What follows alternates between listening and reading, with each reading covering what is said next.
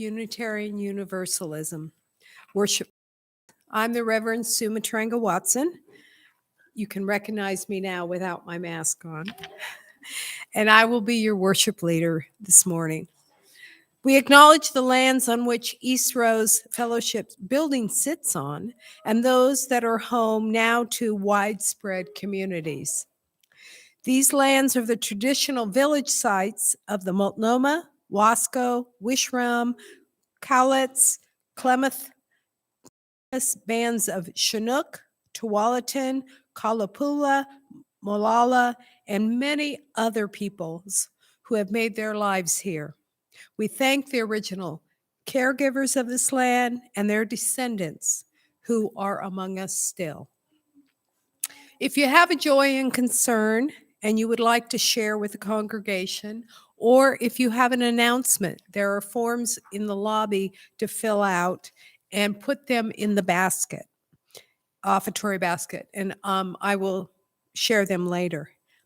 If you are at home, please put in the chat box and address to Sherry, and she will pass them on to me so I can share that news also. It's very good to see you all here in the chapel, and those of you joining from home. Once again, welcome. It is good to be together.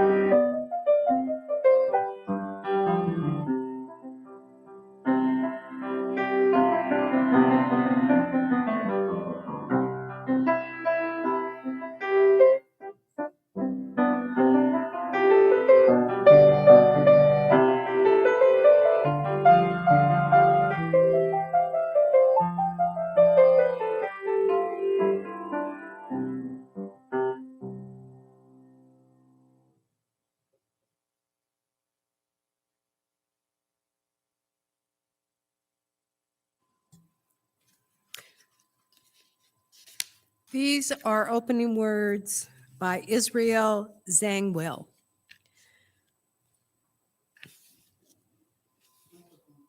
It's on. Come into this circle of love and justice. Come into this community of mercy, holiness, and health. Well, maybe not so much the health. Come and you shall know peace and joy.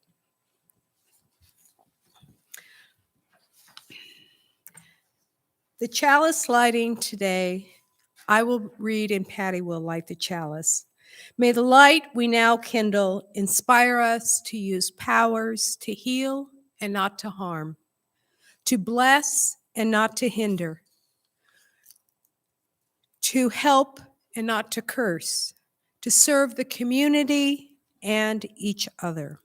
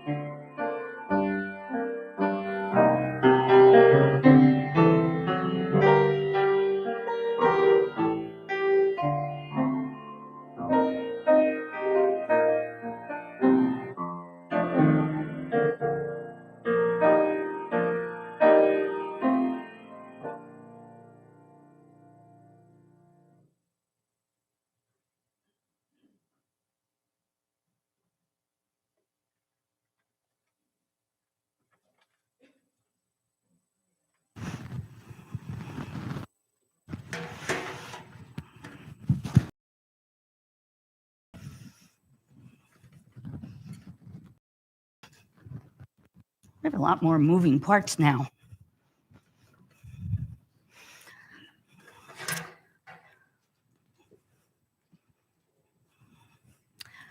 So next Sunday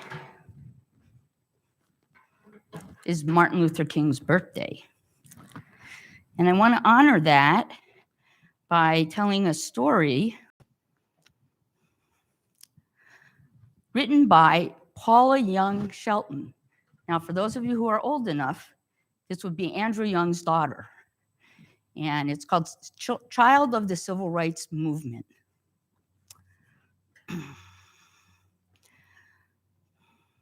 Paula Young Shelton was born in New York City in the early 60s, but she moved to Atlanta as a young child because her parents saw what was going on down there, and they wanted to help. This meant that Paula and her family moved from New York, where there were no Jim Crow laws, to the South, where there were. And that took away many rights and privileges that white people had, including where to get a drink of water, where they could eat, where they had to sit on a bus, or where they could sit in movies. She told the story of wanting to eat at a new restaurant in a Holiday Inn near their church on one Sunday afternoon. There were lots of empty tables, but they would not let them in. Now, Paula called this her first protest. As a very young child, she expressed her frustration over not being able to eat by crying on the floor of the restaurant. They still weren't allowed in, but Paula did her part. Now, her father, Andrew Young, was a contemporary of Martin Luther King, and Uncle Martin, as she called him, was very much a part of her life. She described her understanding of their relationship like this. Uncle Martin wasn't really my uncle, not by blood anyway. We were close because our fathers worked together, close because our mothers worried together, close because we all struggled together, and close because we were brought together for a common goal, a common good. We were one family, the family of the American Civil Rights Movement. One night, her father hosted the dinner for organizers. She described sitting under the kitchen table, watching and listening. I don't know if anybody here has ever done that when their parents had a big party. The grown-ups were talking about planning the third march from Selma to Montgomery to protest for voting rights. The first two times, the marchers had been turned and beaten back. Back at the family dinner, the conversation went on throughout dinner. Paula said, no matter how many people came to dinner, there was always enough food to go around, enough to strengthen, enough to comfort the family of the civil rights movement. The whole family decided to go to the Selma March. Mom usually stayed home with the kids while Dad marched, registered voters, got thrown into jail, and often beaten for the things that he did. When they arrived at the Brown Chapel AME Church on the morning of the march, Paula, who was 4 years old, described the scene this way. I looked around and saw so many different kinds of people, black and white, young and old, rich and poor. There were Jewish rabbis, Catholic priests, and lots of Baptist ministers. There were people from the South, people from the North. There was even a group that had come all the way from Hawaii. Excitement flashed through the air like lightning. Then Uncle Martin linked arms with a priest and extended his hand to Aunt Coretta as if to ask her to dance. And the march was on. The children, there were 3 young children, marched only on the first day of the 4-day march. And this time, they were protected by the National Guard. People from all over the country watched the march on television, including the president, Lyndon Johnson. Then on August 6th, 1965, Johnson signed the Voting Rights Act of 1965, giving everybody, regardless of color, the right to vote. And Paula ends the book by saying that even she knew this was just a battle won. There would be many more. 1965 was 57 years ago, and there have been many battles since then. Yet we still don't seem to get it, as many states, not only in the South, but also in the North, are making laws that will make it more difficult for people of color and others to vote. It's as if we're going back in time. The same issues that we tackled in 1965 have circled around. What can we do?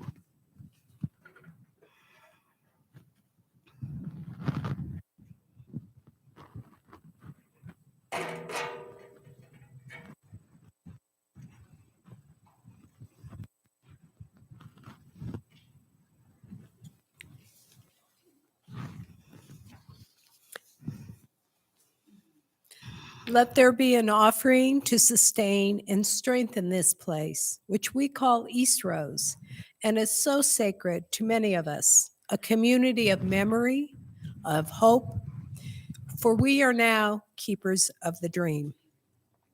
We will be receiving your offering for the support of this religious community and the work in the world. At Eastrose, when we collect the offering, half the cash collection goes to an organization performing charitable works in the community.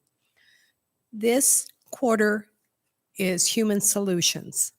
This organization has been providing service to homeless and low-income families in our East Multnomah County community for 3 decades. Supporting the work of Human Solutions is one way Eastrose reaches out with compassion and recognition in our neighborhood. Reverend Patty and I will bring around the offering basket to those present in the chapel. For those of you viewing the service online, it is easy to donate by visiting the Eastrose website donation page. The gifts of this congregation will now most gratefully be received. If you are a first-time visitor, you are welcome to let the basket pass as you are our guest.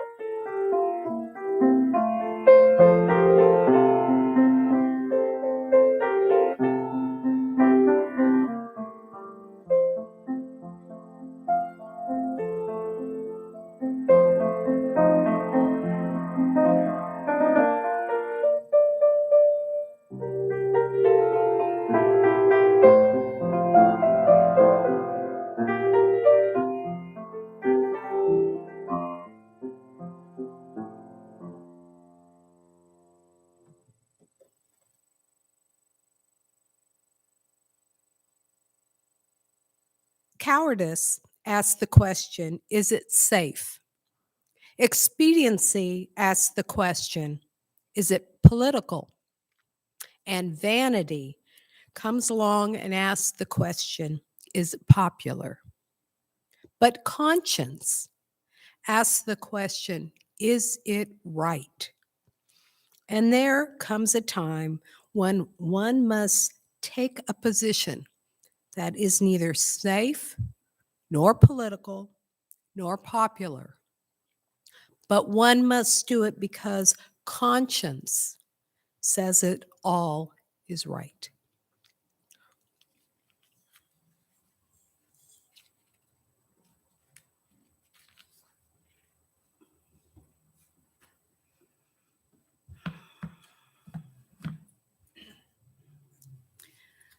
We're at a very interesting time in our history.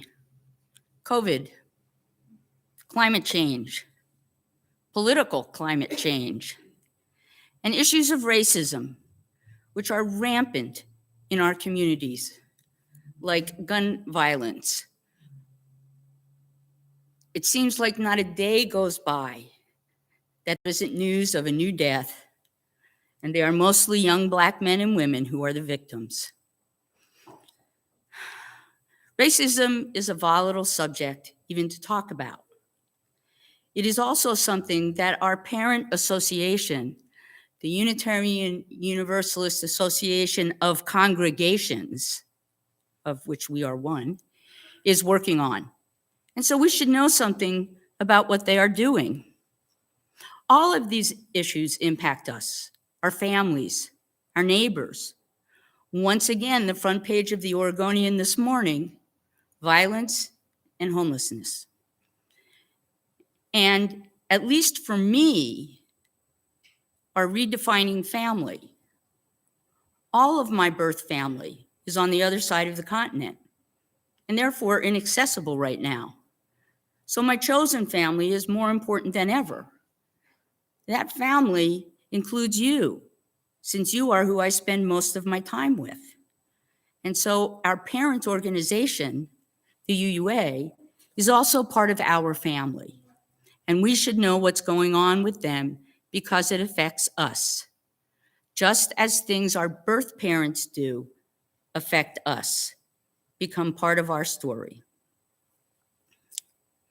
One of the ways our parent is addressing racism is by studying our UU principles, and they are considering adding one.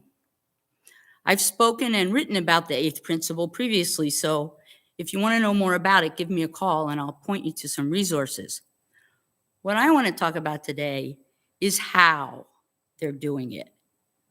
And that's where the booklet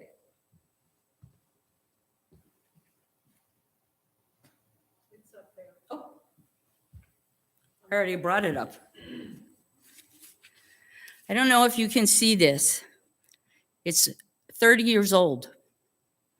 And it's called Breaking Old Patterns, Weaving New Ties, Alliance Building. And one of the two authors is Margot Adair. Now, you might remember Margot Adair's first book, Working Inside Out, one of the first books on practical uses of meditation. That book came out in 1985. Do you remember what you were doing then? Were you thinking about social change at all? For me, reading the booklet took me back to my early attempts of community organizing, starting in high school as an active part of my Jewish youth group. Reading it now reminded me that I have resources from other times in my life that could be useful today, though I haven't revisited them in years. That's why it took me 30 years to read that. Now, for one thing, it offers a blueprint for how to decide how to achieve our vision and mission. Our vision as a religious community, we listen, engage, nurture, and act to build a world centered in justice, equality, respect, and love. And our mission Eastrose courageously explores spiritual truth in the service of love and justice. So what I want to know first is, how do we get congregational buy-in? These statements were created in the midst of COVID by about 10 people from the congregation. And then the whole congregation voted on them at our annual meeting last May, which I'm sure was also a very small part of our total congregation. But that's not really buy-in, is it? Most of the congregation was absent, both in the writing and the vote. Our congregation is in flux in so many ways. The pandemic has been a challenge for us, as it has been for most religious groups. We still don't have a full staff, and since the next spot we need to fill is religious education, we currently have no staff to focus on our families. This could be a good thing. It means we can create a program that will fit not just our families, but hopefully bring in more families. And just last week, I found a parent who is working with me on this. But at this point, families are not represented by anyone in the decision-making structures of the church: the board, the finance committee, the staff. A few of us were at a workshop yesterday on building a culture of inclusion. Never go to a workshop that relates to your sermon the day before your sermon. So the workshop used the 8th principle to ground the work we did. One of the tools we used was looking at changing the way we structure our congregations, moving from a dominant culture paradigm as an organizing principle to a multicultural one, from an organization that has an inner circle of leadership that makes all the decisions, to a structure where all voices are equally important, a community of communities. If we look at Eastrose right now, including a culture where all voices need to be heard, one of the things that is not represented in our mission vision is family ministry. But if we look at family ministry as one of our important communities within the church, we know we have to bring them back into our church life. In the language of Adair, families right now are outsiders in our COVID culture. How do we bring them in?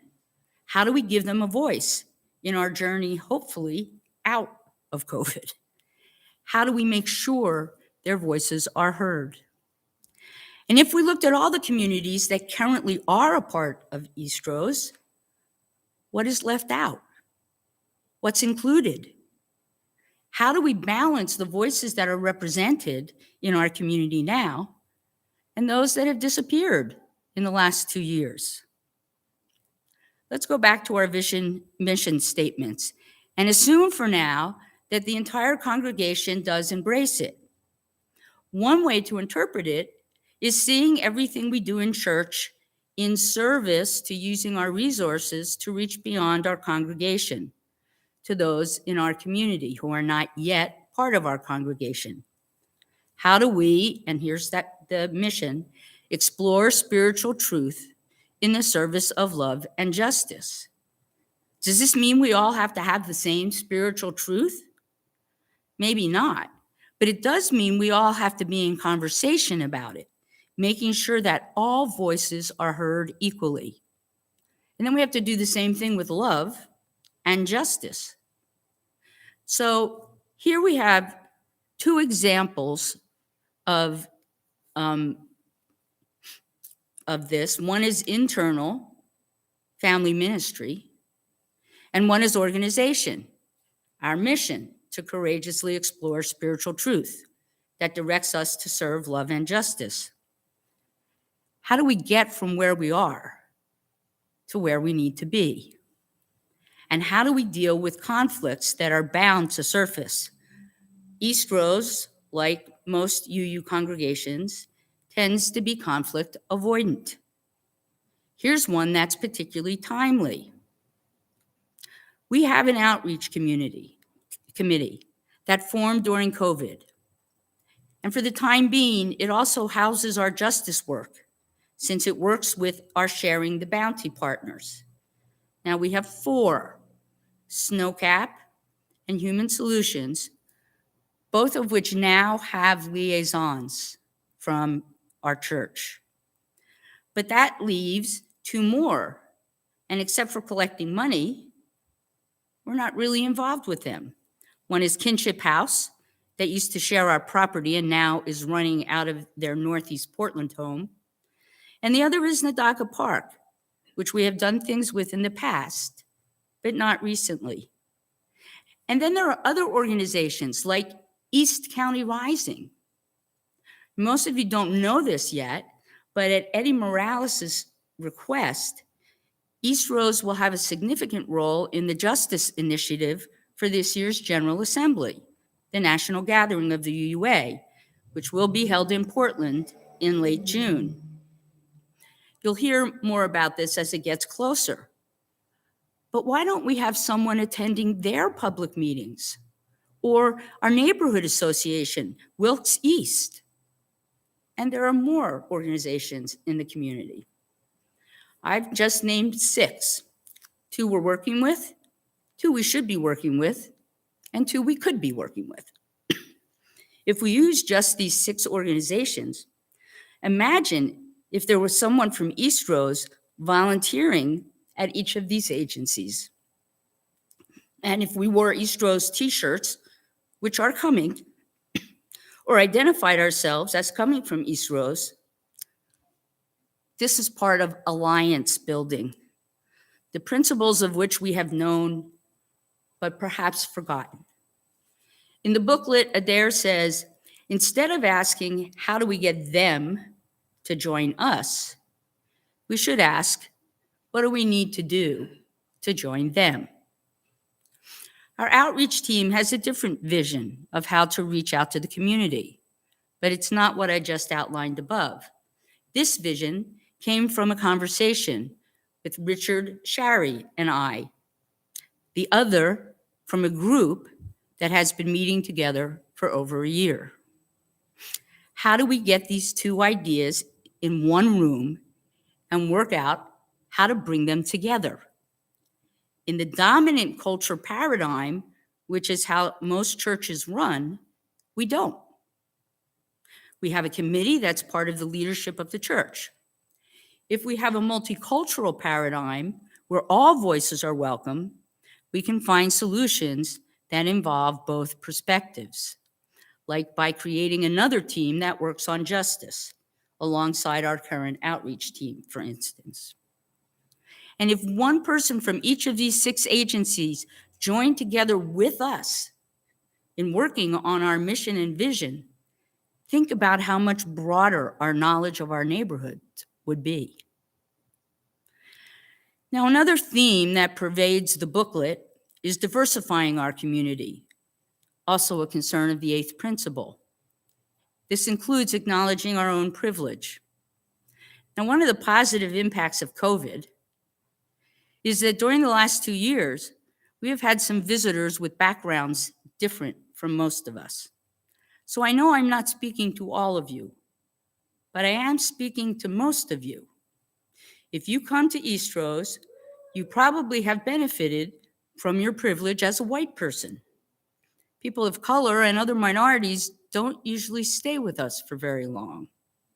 If you are white or have a college degree, have a well-paying job, go shopping without a budget, have never had a run-in with the police, you have probably benefited from being white, and you are like most people at most Unitarian Universalist churches. Adair defines privilege as the control of and access to resources. In justice work, she says, the more privileged people are, the more ignorant they are likely to be of the experience of others. So the more narrow their reality is. And this is the same thing as the dominant paradigm church versus the multicultural church paradigm. All of us, and I'm going back to her words, need to become aware of our assumptions which support our own power and privilege, and how these distort our views of the contributions, capabilities, and options of others. This is from a booklet that was written 30 years ago. The booklet goes on, in addition to keeping ourselves in check regarding whatever ways we possess privilege, it is vital that we stop constraining ourselves, stop keeping ourselves in check in the particular ways that relate to how we have experienced being an outsider. Because we are so conditioned to hide these parts of ourselves where we are vulnerable. We need to create a nurturing, open environment in which they can be acknowledged. Trust requires naked honesty, courage, and caring in all of us. I agree, Jack. So what does this mean for Eastrose? How do we get to know one another deeply? How do we get to know what we each believe? What makes a you? Getting beyond tolerance of our differences to acceptance. Here's an example. Let's say that you come out of the Christian faith. You've let go of the doctrine, but you brought Jesus along with you. Now I, coming from a Jewish background, don't have a long history with Jesus. My relationship with him started in seminary. Then there are those who reject the Judeo-Christian cosmology, being humanist or atheist or pagan. Now, if what we do is tolerate those differences in each other, we don't really have to deal with them. And we certainly don't need to talk with one another about our different worldviews. I call this the limits of tolerance. It keeps us from knowing one another fully. How are we supposed to be arbiters for others in our community if we don't know each other? Do you have a credo statement? A statement of what you believe? And if you do, how long ago did you write it? Could you explain it to someone who doesn't come from the same background or tradition? This is part of what Adair is talking about, telling one another what we have kept to ourselves because we know others disagree, or because you're ashamed of what you believe that's different from what I believe. What does this mean when you think about associating with people of different racial or economic status, or hearing their version of a story that's different than ours?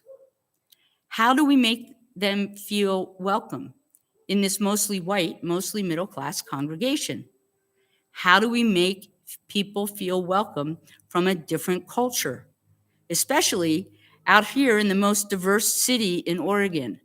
I may have this wrong, but I believe that Eddie Morales told me this week that Gresham, which is the most diverse city in Oregon, has 700 languages spoken in their high schools. I hope this is the beginning of a conversation about how we welcome. We can start with us, then include all of those from our midst who have been absent, and then move outward, one story at a time. I hope you'll find a way to join me in hearing these stories. We have a new membership team starting. I'm sure they could use more listeners. Please sing with your masks on. And those at home, please sing with your masks off, unless you're surrounded by people you don't know very well.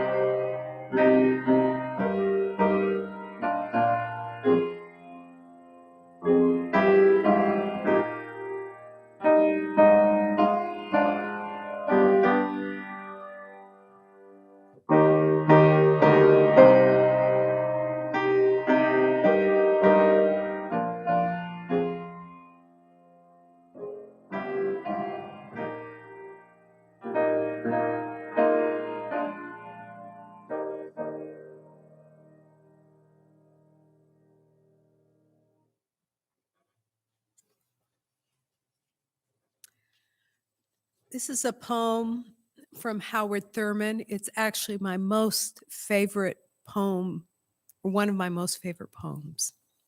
It's called The Song of Angels. When the song of the angels is stilted, when the star in the sky is gone, when the kings and the princes are home, when the shepherds are back with their flocks, the work of Christmas begins. To find the lost, to heal the broken, to feed the hungry, to release the prisoners, to rebuild the nations, to bring peace among people, to make music in the heart. The closing words are from Theodore Roosevelt. Justice consists in not being neutral between right and wrong, but in finding out the right and upholding it when it is found against the wrong. As we prepare to end our time together today, let us hold one another in our hearts. And let us think about one person who you haven't seen from this congregation in 2 years, and bring them into your circle of light so that before too long, we can all be together again. Amen. And so be it.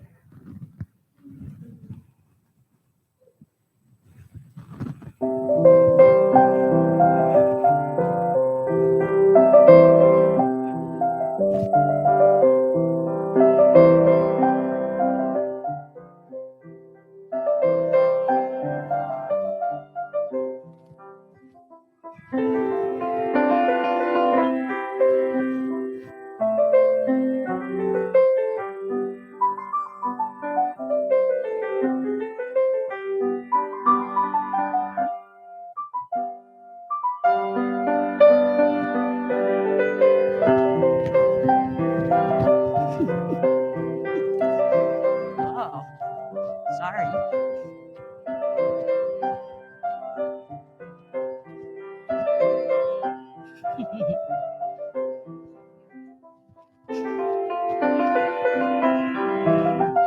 Okay, my arm's tired. Thank you. Couldn't resist.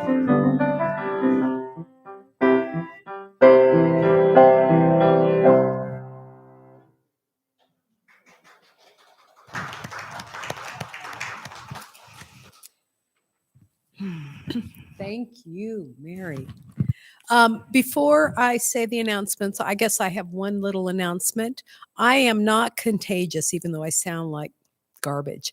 I talked to the nurse this morning, and she said, based on my testing and all that kind of stuff and my quarantine, I'm not. I still have this cold or whatever.